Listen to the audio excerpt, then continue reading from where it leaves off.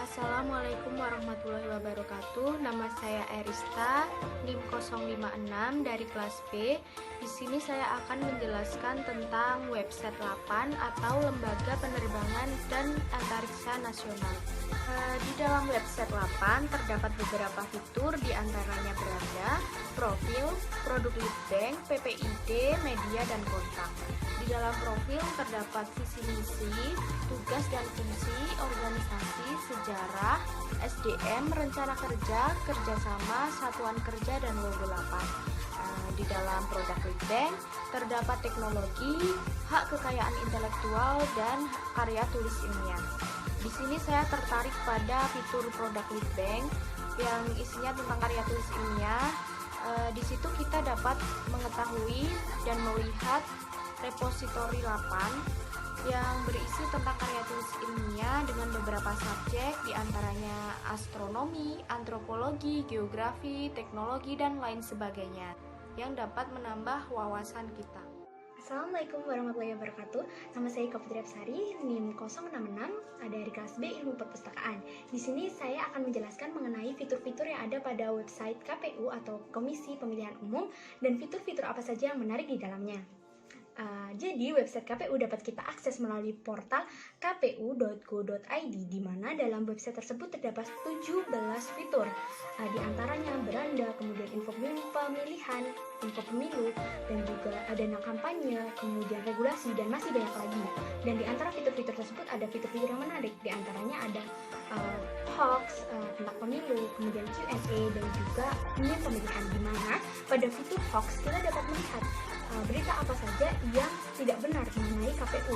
Ada beberapa berita yang menyampaikan berita atau informasi yang tidak benar disangkal oleh KPU melalui fitur ini, seperti berita-berita yang ditampilkan oleh situs berita.co, kemudian dari CNN yang disangkal langsung oleh KPU. Kemudian ada fitur yang menarik lainnya, yaitu Q&A, di mana kita sebagai warga negara Indonesia yang baik, kita bisa bertanya kebingungan kita mengenai KPU di fitur ini. Jadi kita dapat mendapatkan informasi yang tepat dan valid dari lembaga yang bersangkutan langsung atau dari KPU langsung, jadi valid informasi. Kemudian yang ketiga, fitur yang menarik lanjutan adalah pemilihan, dimana ini sangat menarik karena perkembangan dari KPU, kemudian isu-isu tentang KPU dan berita-berita terbaru dari KPU dapat kita lihat dari fitur ini, dimana fitur ini menjanjikan banyak gambar dan warna-warna yang menarik sehingga informasi dapat kita terima dengan mudah dan juga dipresentasikan atau ditampilkan dengan mind map dan juga infografis yang sangat menarik tentunya. Untuk info lebih lanjut dapat kunjungi di website resmi dari KPU. Terima kasih. Assalamualaikum warahmatullahi wabarakatuh. Perkenalkan, nama saya Dwi Supriyani, NIM 18100100482. Di sini saya akan menjelaskan mengenai web LIPI dan fitur-fitur yang ada di dalamnya. LIPI atau Lembaga Ilmu Pengetahuan Indonesia merupakan lembaga non-kementerian Republik Indonesia yang didirikan oleh Kementerian Negara Riset dan Teknologi. LIPI berwenang untuk memberikan rekomendasi kepada pemerintah Republik Indonesia tentang penetapan perkembangan ilmu pengetahuan dan teknologi. LIPI dapat diakses pada laman web lipi.go.id. Dalam web tersebut terdapat beberapa fitur. Yang pertama, fitur tentang LIPI, berisikan mengenai sejarah LIPI, visi misi, dan lain yang berhubungan dengan struktur organisasi LIPI. Selanjutnya, fitur kedeputian, berisikan mengenai lembaga dan organisasi yang bekerja sama dengan LIPI. Fitur ketiga yaitu layanan, mengenai layanan-layanan yang diberikan kepada pengguna, seperti berkas digital, akreditasi jurnal, dan juga aktivitas kegiatan dari LIPI, berita, dan sebagainya. Fitur yang keempat, fitur informasi publik, berisikan mengenai informasi, kegiatan-kegiatan di LIPI, laporan kegiatan, dan kinerja. Fitur selanjutnya, produk hukum. Terdapat fitur HDIH, juga edaran pemberitahuan regulasi LIPI. Fitur terakhir, direktori ilmiah, berisikan publikasi, IP, support yang berhubungan tentang direktori ilmiah. Menurut saya, fitur yang paling menarik pada web LIPI adalah fitur kedeputian karena berisikan mengenai lembaga atau organisasi yang bekerja dalam sama dengan LIPI dan juga dapat mengakses artikel yang dipilih dari yang disediakan. Tapi dalam fitur tersebut juga ada beberapa yang tidak dapat diakses atau dibuka. Sekian dari saya, terima kasih.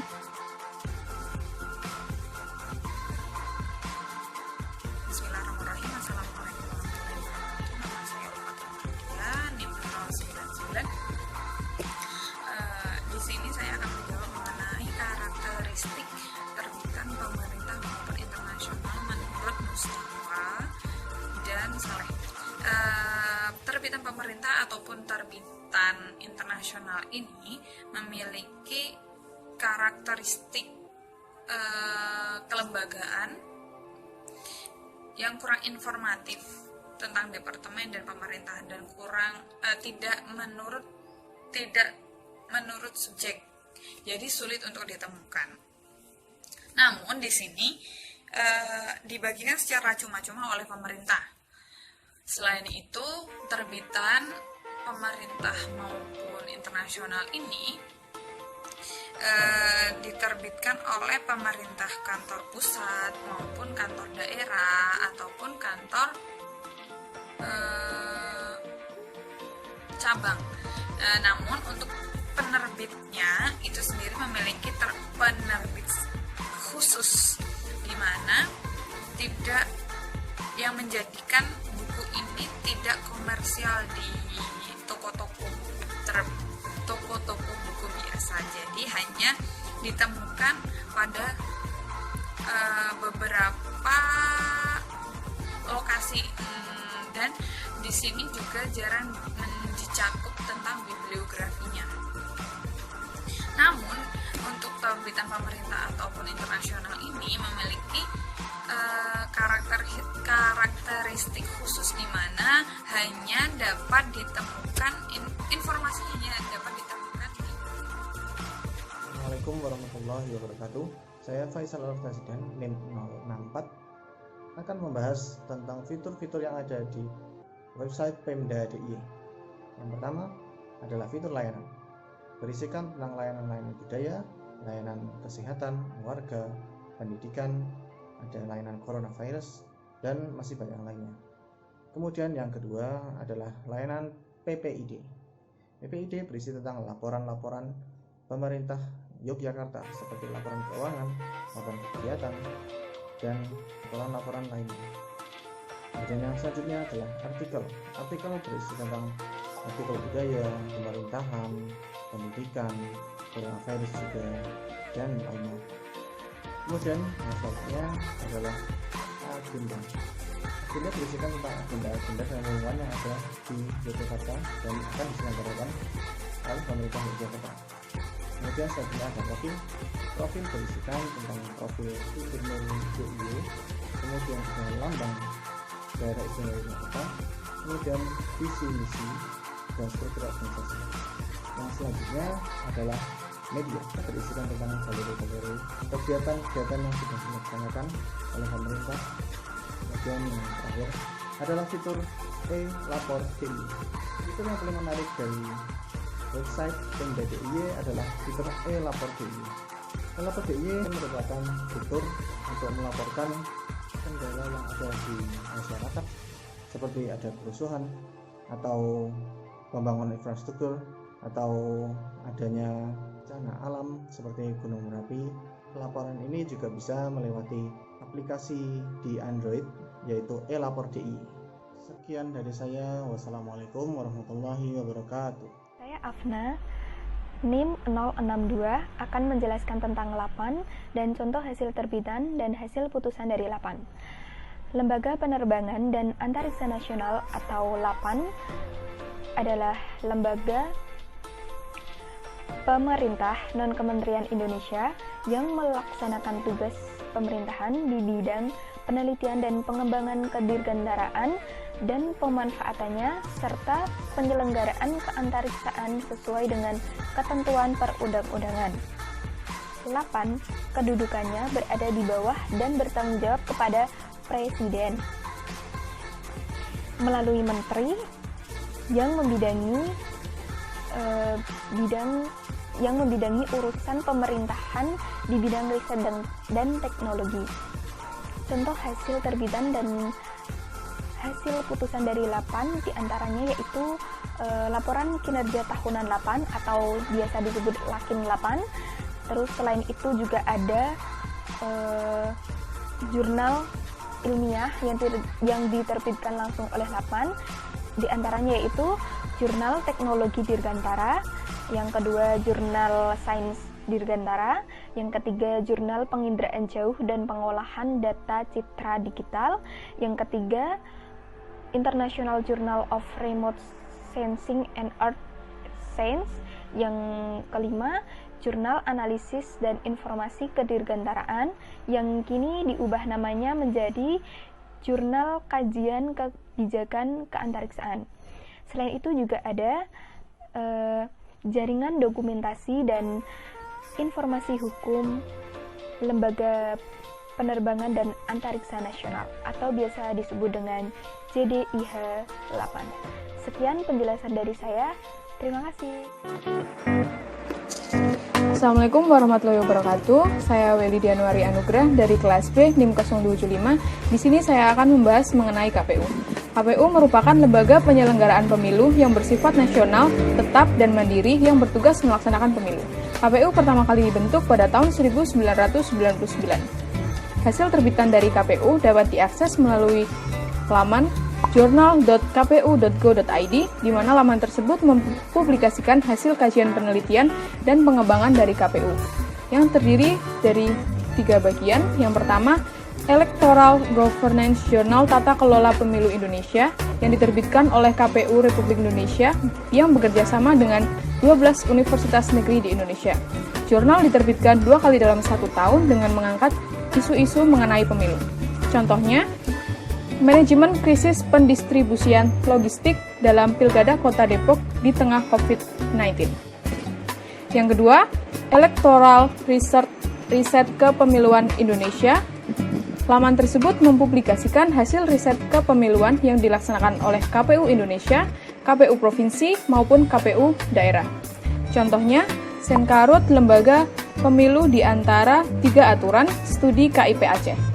Yang ketiga, Electoral Governance Thesis, di mana laman tersebut berisikan mengenai kumpulan ringkasan tesis mahasiswa tata kelola pemilu lulusan program S2 dari Universitas Negeri di Indonesia yang tergabung dalam Konsorium Tata Kelola Pemilu di Indonesia. Contohnya, kegagalan penyelesaian sengketa alternatif pada Pilkada Kota Yogyakarta tahun 2017. Sekian penjelasan KPU dari saya. Terima kasih. Wassalamualaikum warahmatullahi wabarakatuh. Nama saya akan menjadi pertanyaan apa yang saya ketahui tentang ASEAN. ASEAN merupakan akronim dari Association of Asian Nations atau Perhimpunan Bangsa-Bangsa Asia Tenggara. ASEAN merupakan organisasi geopolitik dan ekonomi dari negara-negara yang berada di kawasan Asia Tenggara. ASEAN didirikan pada tanggal 8 Agustus tahun 1967 di Bangkok, pada deklarasi Bangkok oleh Indonesia, Malaysia, Singapura, Thailand, dan Filipina. Tujuan dari ASEAN adalah untuk memajukan perekonomian, kemajuan sosial dan pengembangan kebudayaan negara anggotanya, dan memajukan perdamaian di kawasan regional.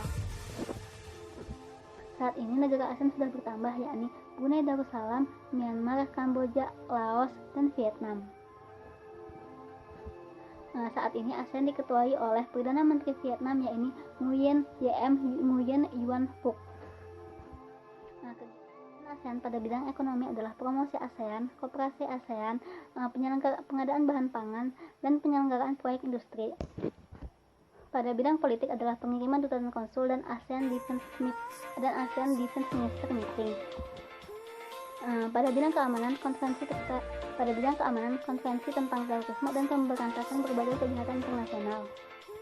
Pada bidang kesehatan, pendidikan dan olahraga, mengadakan olimpiade pendidikan, kompetisi olahraga, dan ASEAN Health Center. Assalamualaikum warahmatullahi wabarakatuh. Nama saya Husna Amalina, NIM 046. Pada kesempatan kali ini, saya akan berbagi mengenai fitur-fitur menarik yang ada di OPAK. Sebelumnya kita dapat mengakses informasi mengenai APEC dalam web resmi milik APEC itu sendiri di apec.org. Web APEC memiliki beberapa fitur. Beberapa di antaranya yaitu ada news, kemudian group, kemudian topics, ada project, ada declaration and meetings, kemudian meeting dokumen database, dan kemudian publication, events, dan about APEC itu tersendiri. Fitur yang paling menarik perhatian saya yaitu adalah fitur tentang meeting dokumen database, karena di sini kita dapat melakukan penelusuran mengenai dokumen-dokumen yang ada di APEC. Semisal ada pernyataan dari menteri atau pimpinan APEC dan ringkasan rangkuman materi lainnya.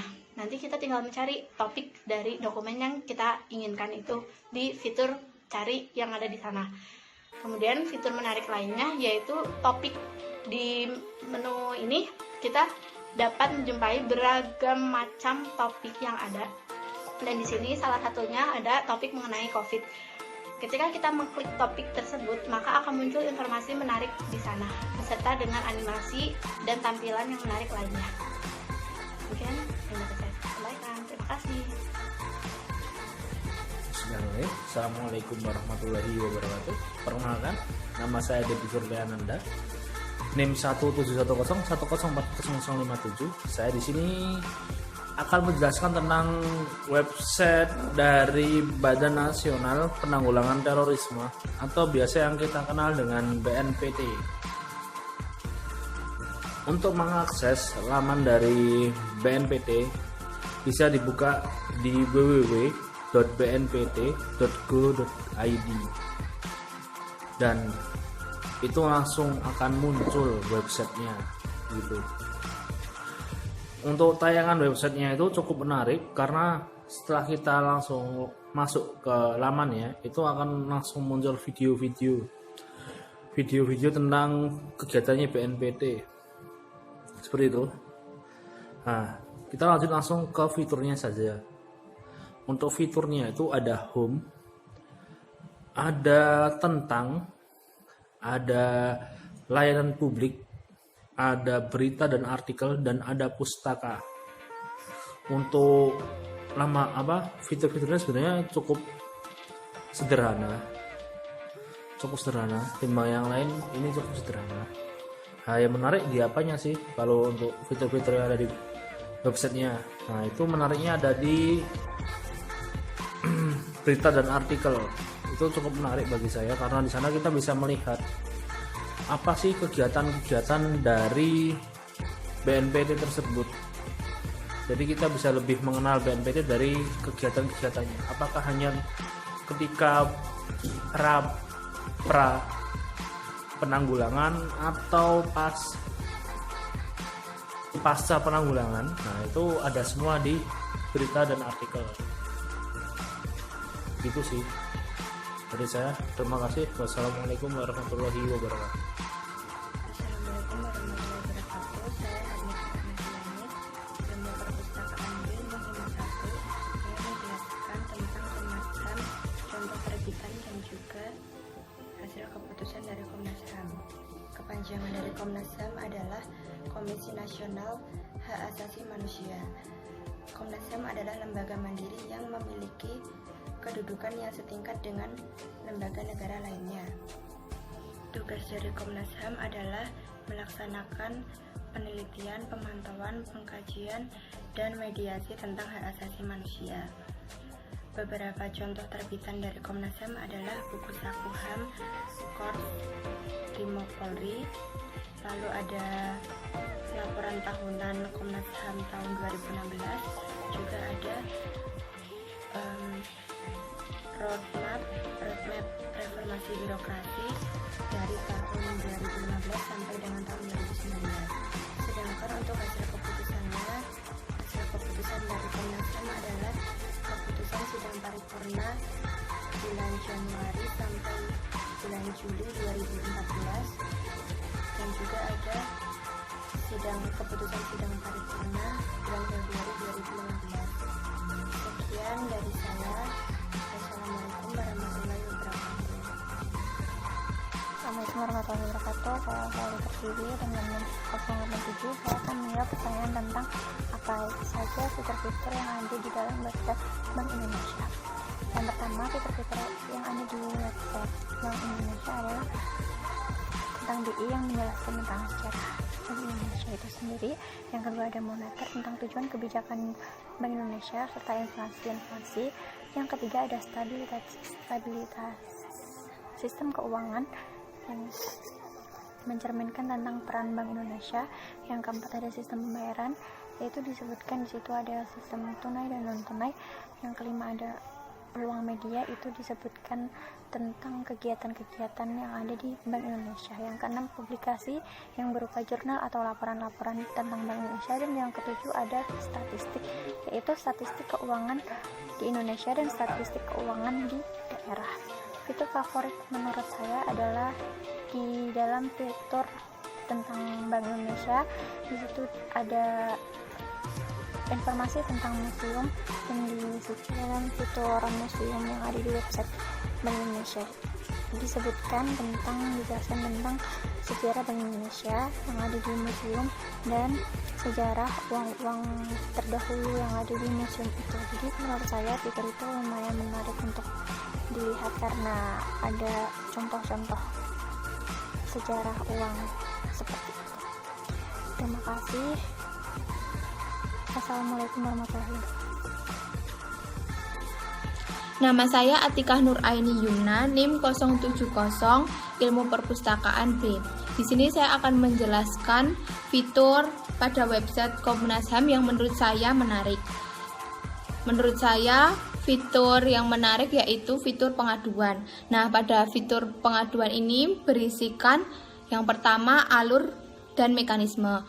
Nah, pada alur ini berisi tentang yang pertama infografis alur pengaduan. Yang kedua yaitu syarat-syarat apa saja yang dibutuhkan jika ingin mengadu. Lalu nomor yang bisa untuk dihubungi. Yang kedua yaitu data pengaduan. Ya, pada data pengaduan ini berisikan laporan-laporan pengaduan yang sudah dikelompokkan setiap bulannya. Jadi kita bisa lihat setiap bulannya ada apa saja yang sudah dilaporkan pada Komnas HAM. Yang ketiga yaitu kegiatan. Nah, pada kegiatan ini berisikan kegiatan-kegiatan apa saja yang sudah dilakukan oleh Komnas HAM. Yang terakhir yaitu pengaduan online. Kan banyak sekali yang bingung gimana cara mengadu. Nah, kita bisa mengadu di situ dengan mengisi, nanti ada formulir buat mengadu. Begitu nanti tinggal dikirim. Sekian penjelasan dari saya. Wassalamualaikum warahmatullahi wabarakatuh.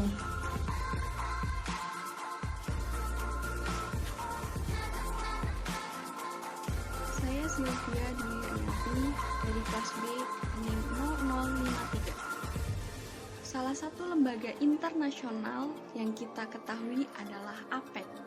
APEC yaitu ASEAN Pacific Economic Cooperation. APEC terdiri dari 21 anggota negara di lingkaran Asia Pasifik. APEC memiliki tujuan yaitu untuk mengukuhkan dalam pertumbuhan ekonomi, mempererat komunitas, dan melakukan perdagangan bebas di lingkar atau wilayah Asia Pasifik. Ketua APEC yaitu Muhyiddin Yassin dari Malaysia. Kegiatan-kegiatan APEC diantaranya melakukan investasi, perdagangan, lalu melakukan kerjasama. Kerjasama APEC diantaranya Kementerian Perdagangan di Committee on Trade and Investment atau CTI, lalu Kementerian Koordinator Bidang Perekonomian di Economic Committee atau EC, dan Kementerian PPN atau Bappenas di SOM Steering Committee on Economic and Technical Cooperation atau SCE, serta lainnya.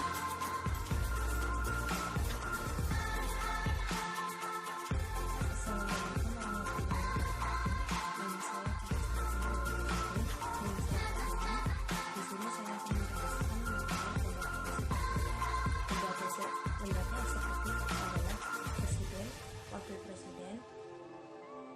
beserta menteri-menterinya yang turut membantu dalam menjalankan tugas pemerintahan di suatu negara. Presiden dan wakil presiden di Indonesia dipilih secara langsung oleh rakyat.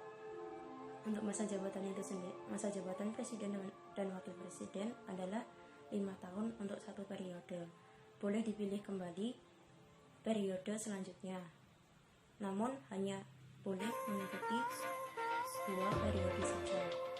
Sedangkan menteri diangkat oleh presiden secara langsung. Tugas dari lembaga eksekutif itu sendiri adalah menjalankan undang-undang yang telah disahkan untuk menjalankan contoh dari lembaga eksekutif itu sendiri adalah presiden, wakil presiden, beserta menteri.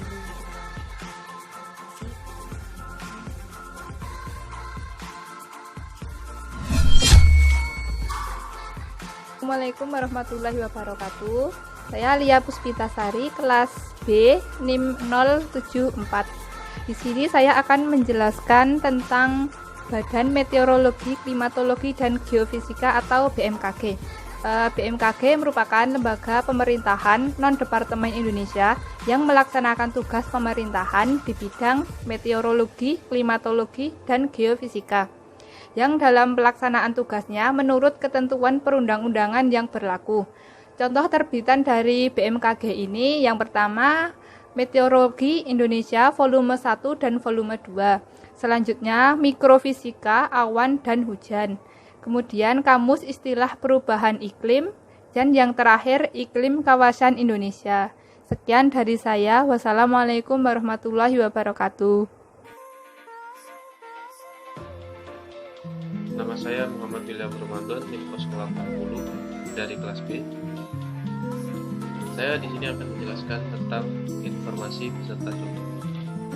Informasi adalah hasil dari pengolahan data yang bisa dipahami oleh penerima. Misalkan, wortel adalah data. Wortel adalah buah, itu merupakan data. Ketika dijadikan sebagai informasi, maka menjadi wortel ini memiliki kandungan vitamin A.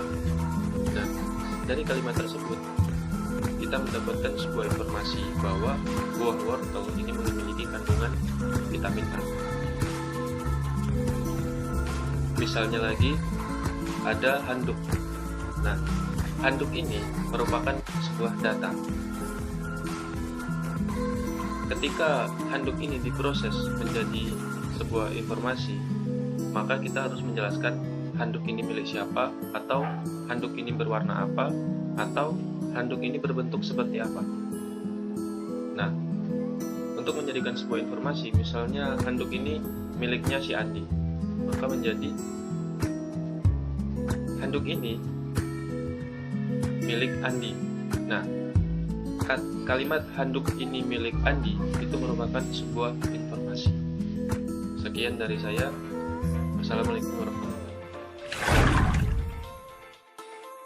warahmatullahi wabarakatuh. Saya Santika Rahayu, NIM 063 dari kelas B, akan menyampaikan tentang Komisi Pemberantasan Korupsi atau yang disebut KPK. KPK ini dibentuk berdasarkan Undang-Undang Nomor 30 Tahun 2002 tentang Komisi Pemberantasan Tindak Pidana Korupsi. KPK diberi amanat melakukan pemberantasan korupsi secara profesional, intensif, dan berkesinambungan. KPK merupakan lembaga negara yang bersifat independen yang dalam melaksanakan tugas dan wewenangnya bebas dari kekuasaan manapun. KPK ini dibentuk bukan untuk mengambil alih tugas pemberantasan korupsi dari lembaga-lembaga yang sebelumnya. Penjelasan undang-undang menyebutkan bahwa KPK berperan untuk mendorong atau menjadi stimulus supaya pemberantasan korupsi oleh lembaga-lembaga yang telah ada sebelumnya menjadi lebih efektif dan efisien. Untuk contoh buku yang diterbitkan oleh KPK adalah dengan berjudul Kisah Korupsi Kita dengan anatomi kasus-kasus besar dalam kajian interdisipliner, disusun oleh tim Komisi Pemberantasan Korupsi guna menjadi pencegah korupsi melalui edukasi atau pendidikan kepada masyarakat yang telah menjadi fokus KPK. Terima kasih. Wassalamualaikum warahmatullahi wabarakatuh. Assalamualaikum warahmatullahi wabarakatuh. Saya Aulia Kurniatika Rumawati dengan NIM 094 akan menjawab pertanyaan yang diberikan kepada saya sebagai tugas UTS. Pertanyaan yang diberikan kepada saya adalah jelaskan tingkatan asal informasi. Jadi, tingkatan asal informasi yang saya tahu itu ada dua. Yang pertama itu primer, dan yang kedua itu sekunder.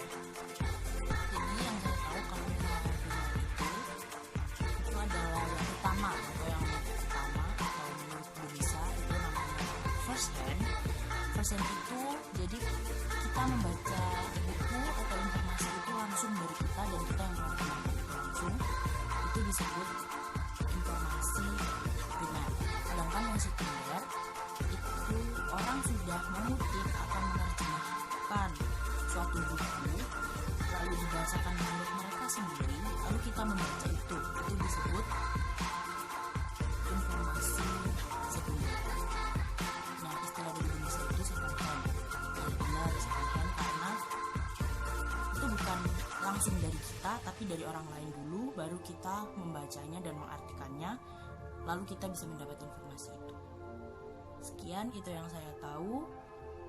Wassalamualaikum warahmatullahi wabarakatuh. Akan menjelaskan mengenai Badan Nasional Penanggulangan Terorisme, hasil terbitan dan juga hasil keputusan yang pernah dibuat oleh lembaga ini.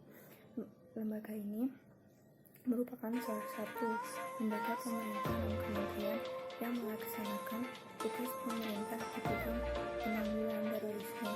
Badan ini dikoordinasikan oleh Menteri Koordinator di bidang politik, hukum, dan juga keamanan. Pusat dari pembentukan lembaga ini adalah Peraturan Presiden Nomor 46 Tahun 2010. Lalu pimpinan Presiden pada saat ini yaitu Komjen Joy Raffi Ahmad.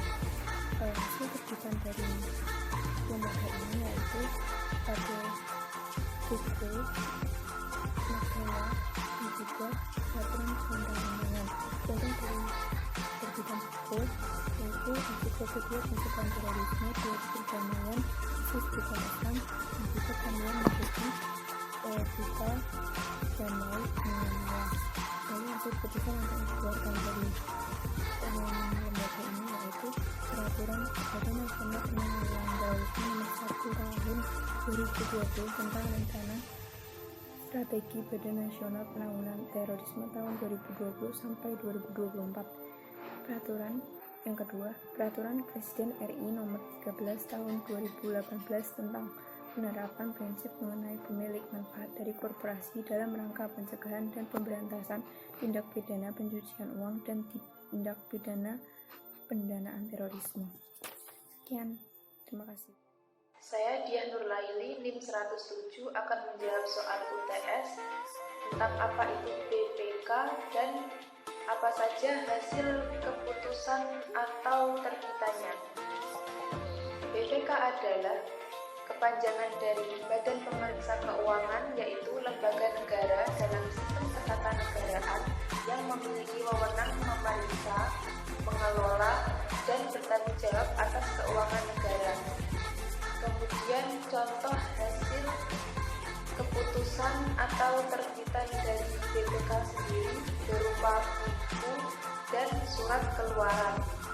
Contoh buku yang pernah diterbitkan oleh BPK salah satunya membahas tentang kesiapan pemerintah dalam melaporkan hasil pemerintahan secara aktual. Kemudian contohnya dari surat keluaran yaitu seperti berupa peraturan tertulis, seperti itu membahas tentang contohnya peraturan pemerintah tahun 2008 tentang investasi pemerintah. Sekian, terima kasih. Assalamualaikum warahmatullahi wabarakatuh. Perkenalkan, nama saya Puji Astuti dari kelas IPB dan NIM 072. Saya akan menjelaskan jenis-jenis terbitan pemerintah. Yang pertama adalah undang-undang. Peraturan perundang-undangan yang dibentuk oleh DPR dengan persetujuan bersama Presiden. Undang-undang dapat pula dikatakan sebagai kumpulan prinsip yang mengatur kekuasaan pemerintah, hak rakyat, dan hubungan di antara keduanya dalam rangka mewujudkan tujuan dalam bentuk negara. Yang kedua, peraturan pemerintah. Peraturan pemerintah adalah peraturan perundang-undangan di Indonesia yang ditetapkan oleh Presiden untuk menjalankan undang-undang sebagaimana mestinya. Yang ketiga, peraturan Presiden. Peraturan Presiden adalah peraturan perundang-undangan yang dibuat oleh Presiden. Materi muatan peraturan Presiden adalah materi yang diperintahkan oleh undang-undang atau materi untuk melaksanakan peraturan pemerintah. Yang keempat, iklan layanan masyarakat.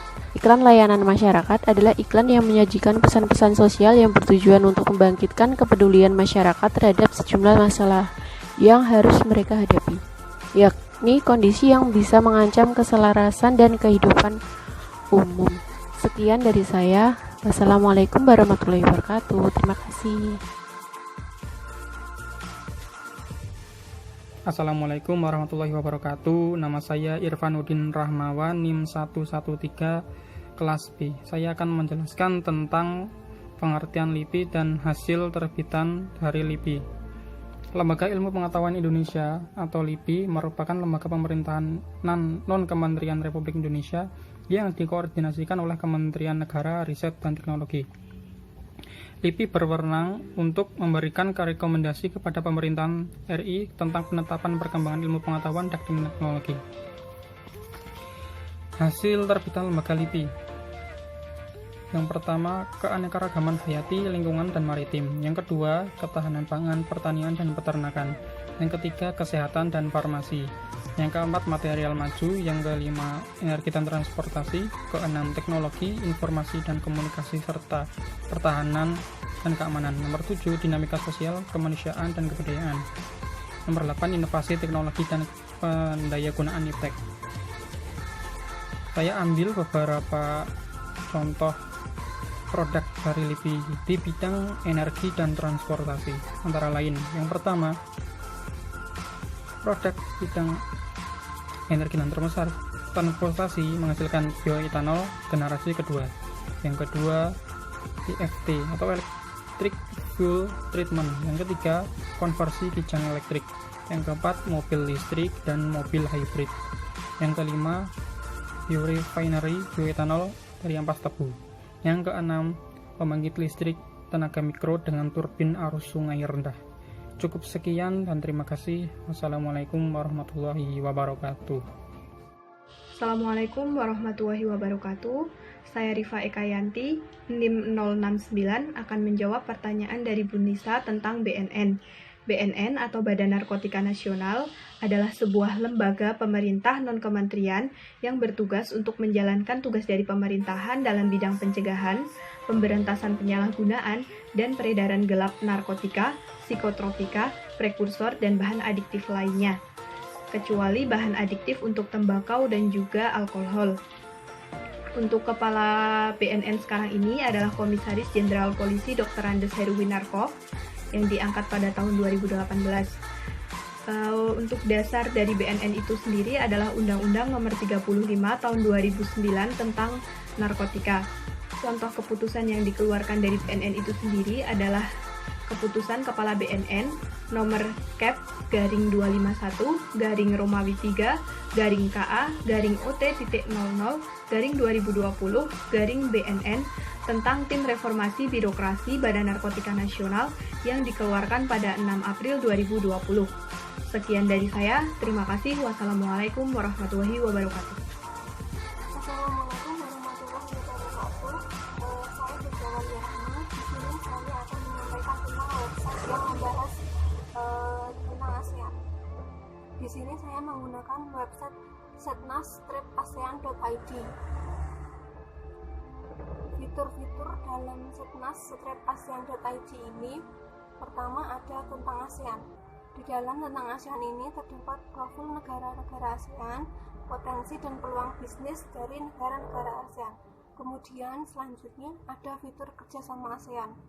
dalam fitur kerjasama ASEAN terdapat peranan Indonesia dalam ASEAN, kemudian ada pilar politik dan keamanan, selanjutnya ada pilar ekonomi ASEAN, pilar sosial budaya ASEAN, serta kerjasama eksternal dalam ASEAN. Selanjutnya ada fitur peliputan dan kegiatan, kemudian ada fitur pusat studi ASEAN, ada galeri. Di dalam galeri ini kita bisa melihat foto-foto tentang ASEAN, kemudian ada referensi dan link.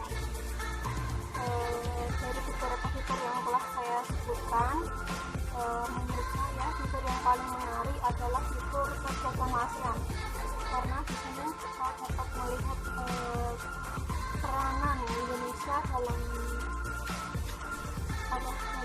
ASEAN, serta dapat melihat pilar-pilar berbagai bidang yang telah bergabung dengan ASEAN. Wassalamualaikum warahmatullahi wabarakatuh.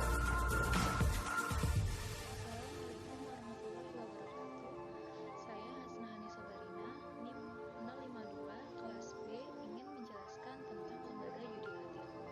Lembaga yudikatif yaitu lembaga tinggi negara yang bertugas sebagai pengawal jalannya undang-undang dasar atau aturan negara. Lembaga yudikatif ini bersinergi dengan lembaga eksekutif dalam pemerintahan.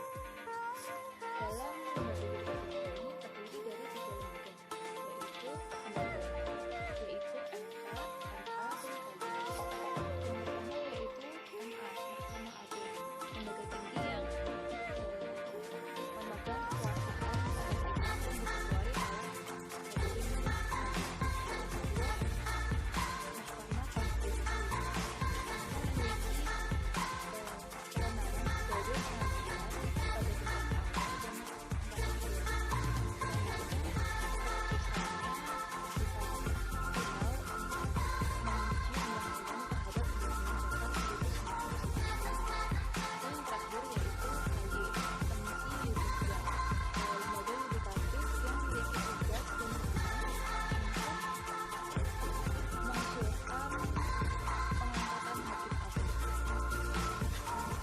Assalamualaikum warahmatullahi wabarakatuh. Saya Hansa Saridah dengan NIM 48 akan menjelaskan tentang fitur-fitur yang berada dalam website BMKG. Jadi BMKG ini merupakan badan pemerintahan non-departemen yang menjalankan tugas pemerintahan di bidang meteorologi, klimatologi, dan geofisika. Adapun fitur yang berada dalam website ini, yang pertama ada profil yang memuat informasi profil, publikasi, informasi publik, dan layanan publik. Lalu yang kedua ada cuaca yang memuat informasi perakiraan cuaca, prospek cuaca harian, cuaca penerbangan, cuaca maritim, dan penginderaan jauh. Lalu ada juga iklim yang memuat informasi perakiraan iklim, analisis iklim, informasi iklim, dan perubahan iklim. Lalu ada juga kualitas udara yang memuat informasi kandungan kimia pada udara. Lalu selanjutnya ada fitur gempa bumi dan tsunami yang memuat informasi gempa bumi, tsunami, seismologi teknik, geofisika potensial, dan tanda waktu. Kemudian ada juga IT dan sarana teknik yang memuat informasi instrumensi, rekayasa, kalibrasi, jaringan komunikasi, dan database. Adapun fitur yang saya sukai di sini itu adalah perakiraan cuaca. Sebab di dalam perakiraan cuaca kita dapat menentukan kegiatan apa yang dapat kita lakukan dalam satu hari tersebut, lalu juga dapat membuat kita melakukan pencegahan terhadap bencana alam, lalu juga dapat membantu menjaga keselamatan transportasi dari bencana yang diakibatkan oleh cuaca. Lalu kemudian bagi para petani, hal ini juga dapat bermanfaat dalam memperkirakan waktu tanam dan jenis tanaman apa yang cocok untuk ditanam. Sekian dari saya, kurang lebihnya mohon maaf. Wassalamualaikum warahmatullahi wabarakatuh.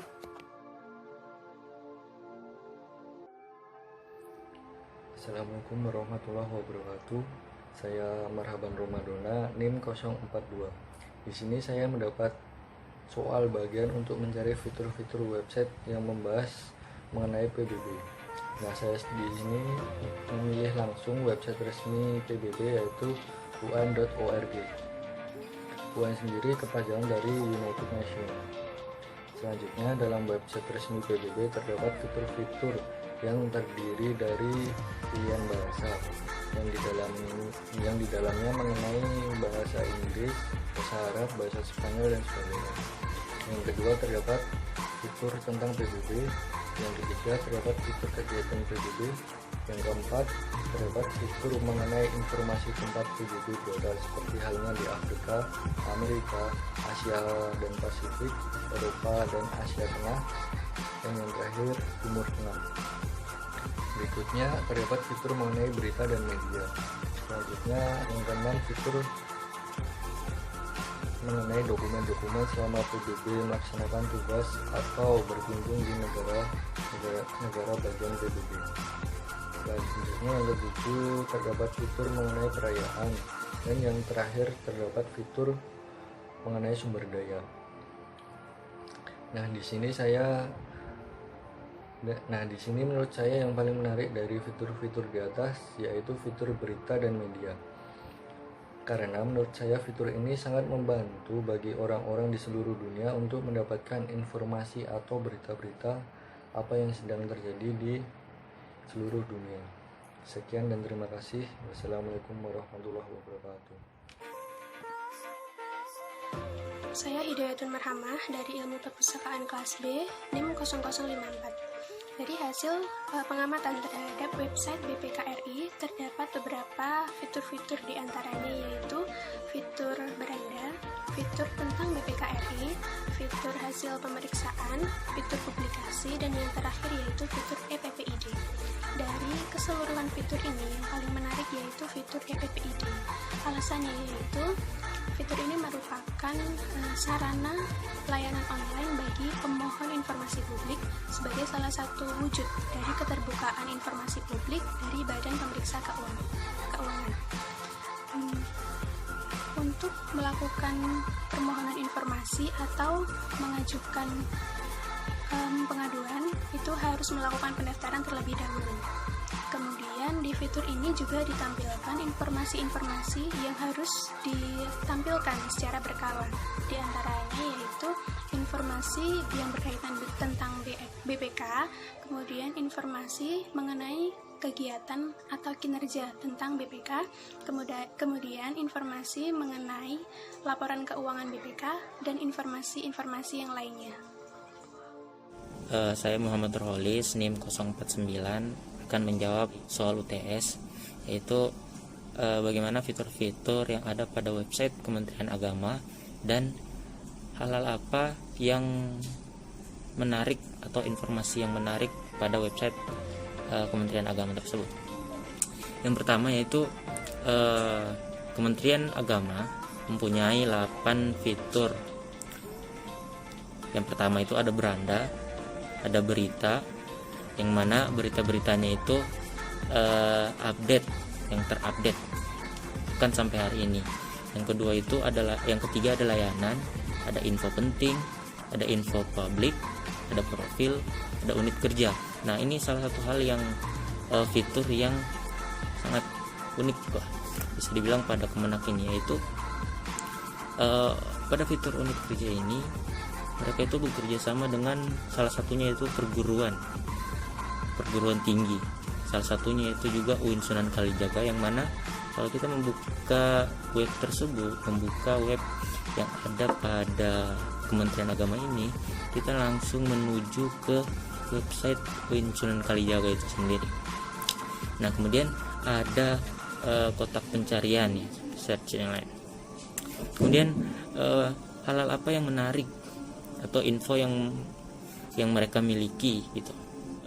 Yang pertama yaitu mereka mempunyai layanan publik atau aplikasi publik yang telah mereka sediakan di website mereka, yaitu salah satunya ada beberapa, yaitu salah satunya itu haji dan umroh, yang mana untuk kita untuk dalam mencari data atau informasi mengenai haji dan umroh yang mana itu terpercaya, kita bisa saja langsung menuju website Kemenak sendiri, yang dimana mereka sudah menyediakan website terpercaya yang mana itu menyediakan informasi tentang haji dan umroh.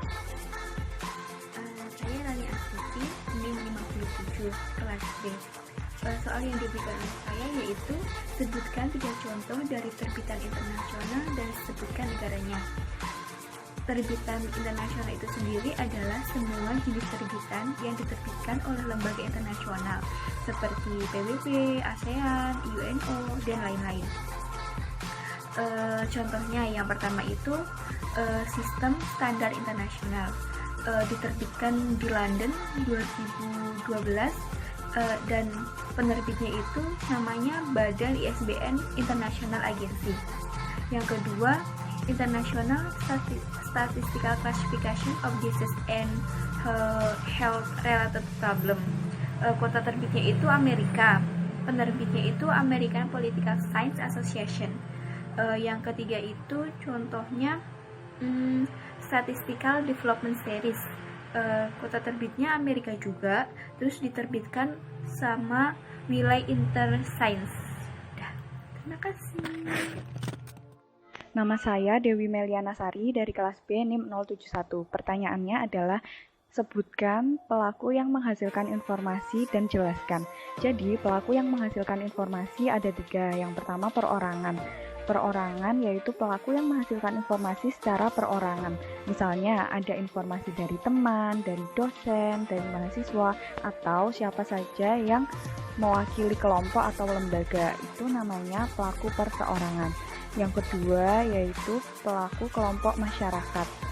Namun ini hanya kelompok masyarakatnya saja, bukan termasuk lembaga. Misalnya ada sekelompok nelayan yang baru saja melaut ke tengah laut, lalu pulang-pulang mereka mengabarkan kepada teman-temannya bahwa cuaca sedang tidak baik atau akan membahayakan teman-temannya. Itu merupakan kelompok masyarakat. Yang ketiga yaitu pelaku lembaga atau instansi, misalnya ada LSM, dunia usaha, atau lembaga baik lembaga pendidikan maupun lembaga dunia usaha. Perkenalkan, nama saya Yelvani Dias, NIM 086, kelas TPPIA, jurusan Ilmu Perpustakaan. Sekarang, saya akan menjelaskan sedikit tentang Bank Indonesia dan hasil terbitannya. Bank Indonesia adalah bank sentral milik Republik Indonesia. Ia bersifat independen, di mana tidak boleh ada campur tangan dari pemerintah maupun lembaga-lembaga manapun, kecuali untuk hal-hal yang secara tegas diatur di dalam undang-undang. Tujuan didirikannya Bank Indonesia adalah untuk mencapai dan memelihara kestabilan nilai rupiah. Hasil terbitan Bank Indonesia adalah Peraturan Bank Indonesia yang dapat diakses di websitenya Bank Indonesia di www.bi.go.id. Dalam rangka merayakan Hari Kemerdekaan Republik Indonesia yang ke-75 tahun ini, Bank Indonesia meluncurkan uang perayaan kemerdekaan berupa uang kertas dengan nominal Rp75.000. Terima kasih. Assalamualaikum warahmatullahi wabarakatuh.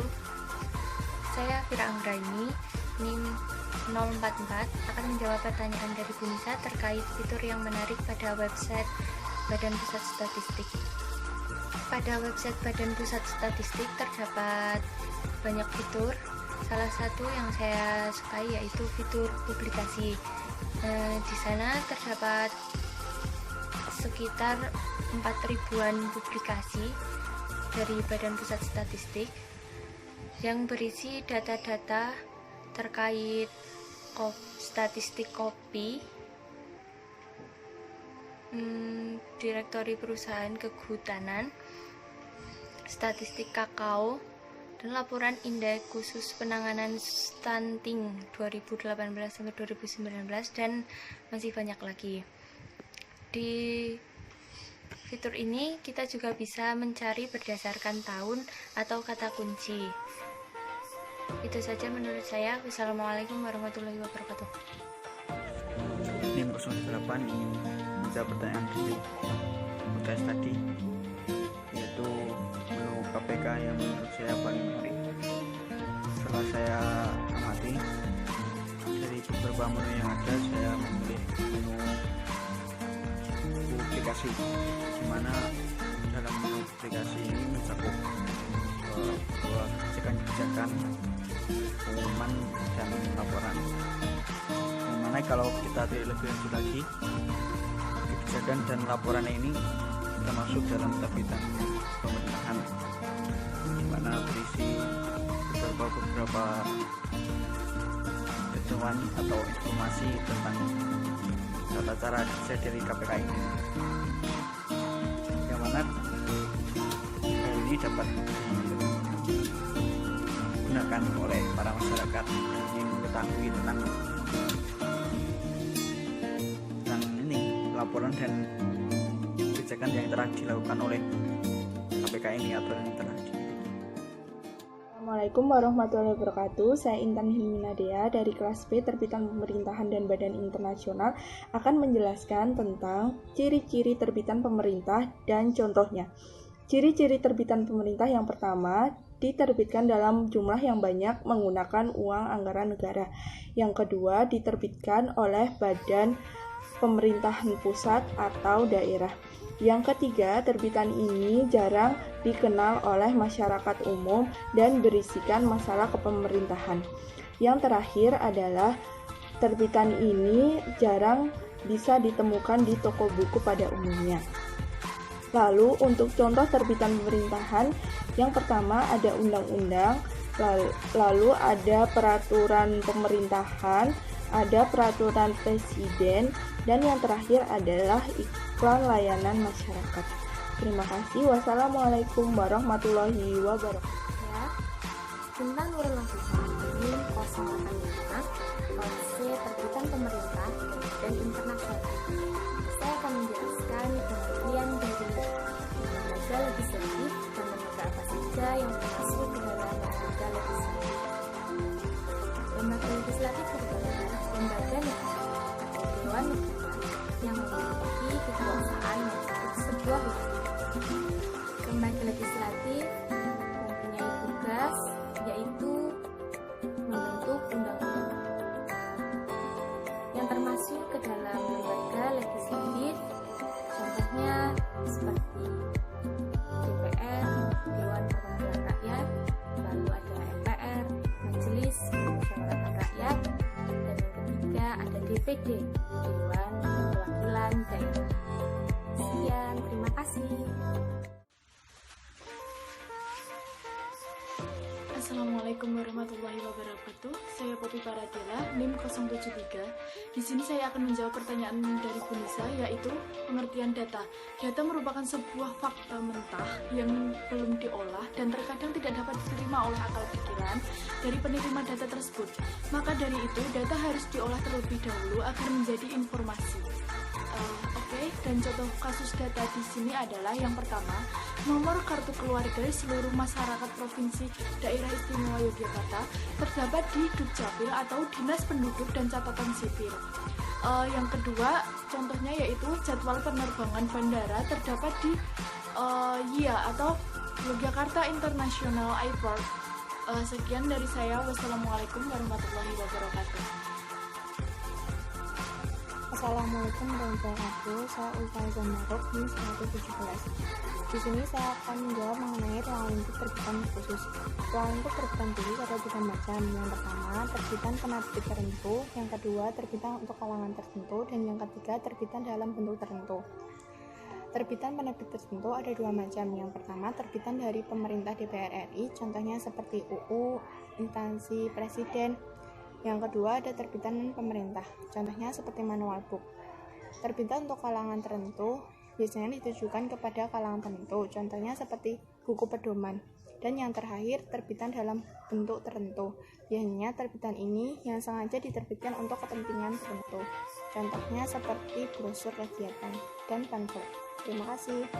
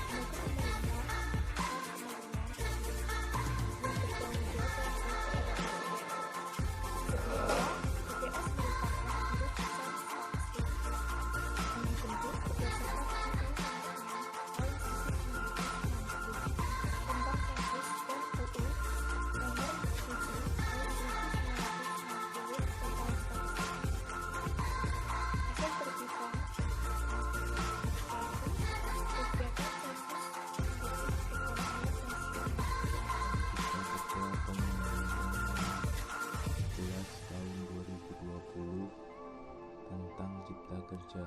Undang-undang ini disahkan pada 5 Oktober 2020 dan diundangkan pada 2 November 2020. Undang-undang ini menggantikan UU nomor 13 tahun 2003. Dengan hal ini berarti Undang-Undang 13 tahun 2003 tidak berfungsi lagi. Undang-Undang Omnibus Law yang mengusulkan oleh Presiden dan disahkan oleh DPR. PBB atau Perserikatan Bangsa-Bangsa adalah organisasi internasional yang dibentuk untuk mendorong kerjasama internasional. PBB atau dalam bahasa Inggris UN United Nations dibentuk pada tanggal 24 Oktober tahun 1945. Sekretaris Jenderal PBB saat ini adalah Antonio Guterres dari Portugal. PBB memiliki tujuan utama yaitu menjaga perdamaian dan keamanan dunia. Kegiatan PBB yang pertama yaitu memberikan bantuan teknis dan pembangunan bagi negara berkembang. Yang kedua, menangani permasalahan lingkungan sosial. Yang ketiga, mempromosikan hak setiap manusia, perempuan, dan anak. Yang keempat, mempromosikan pembangunan pemukiman manusia. Yang kelima, memberikan bantuan kemanusiaan, dan lain sebagainya. Saya Hanifah Nur Isnaini, NIM 095. Di sini saya akan menjawab pertanyaan dari fitur-fitur apa saja yang terdapat di website BNN dan bagian apa yang paling menarik dari fitur tersebut menurut saya. Fitur yang ada di website BNN yaitu ada beranda, organisasi, berita, publikasi, informasi, kontak, pos, dan laporan. Terus ada sosial media dari BNN tersebut, berupa Twitter, FB, YouTube, dan Instagram. Terus juga ada pencarian dan fitur chat tanya jawab yang bisa dihubungi langsung. Kalau menurut saya, fitur yang paling menarik pada bagian BOS, BNN One Stop Service, yang berupa pelayanan terpadu satu pintu. Karena di situ banyak layanan online yang sudah tersedia, meliputi informasi dan edukasi secara online, ada juga konsultan hukum, dan masih banyak lagi layanan online lainnya. Sistem pemerintahan adalah suatu sistem sebagai alat untuk mengatur jalannya pemerintahan sesuai pada kondisi negara dengan tujuan menjaga kestabilan negara. Sistem yang digunakan negara Indonesia adalah sistem pemerintahan presidensial. Sistem presidensial merupakan sistem pemerintahan yang menjadikan presiden sebagai kepala negara dan kepala pemerintahan. Sistem presidensial adalah sistem negara yang dipimpin oleh presiden. Di Indonesia, presiden, DPR, MPR dipilih secara pemilu atau pemilihan umum yang diatur lebih lanjut pada undang-undang.